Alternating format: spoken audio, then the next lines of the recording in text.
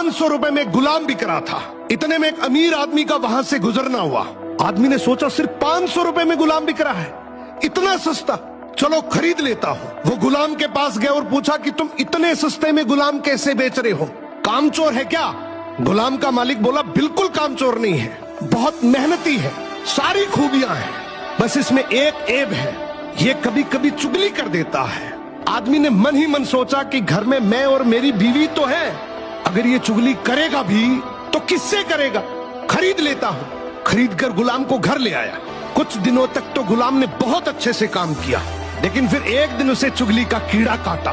वो सबसे पहले उस आदमी की बीवी के पास गया और बोला, मेम साहब आपको पता है साहब का बाहर किसी औरत के साथ चक्कर चल रहा है। ये सुनते ही औरत सकते में आ गई और जोर जोर से रोने लगी। गुलाम बोला, अरे मेम साहब आप रो मत, हिम्मत रखो, मेरे पास इस चीज का पक्का इलाज है। मैं एक बाबा को जानता हूँ जो आपकी इस मुसीबत को जड़ से खत्म कर देगा।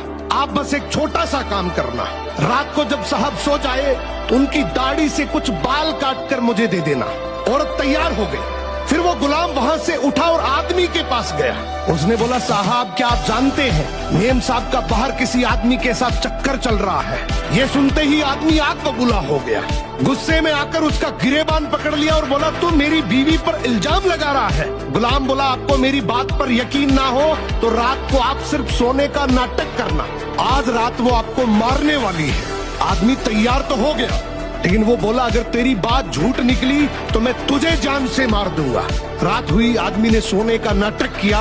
उधर उसकी बीवी जैसा गुलाम ने कहा वैसा करने लगी। रात के 3 बजे हाथ में कैंची लेकर जैसे ही उस आदमी के पास पहुंची, आदमी तुरंत जाग गया।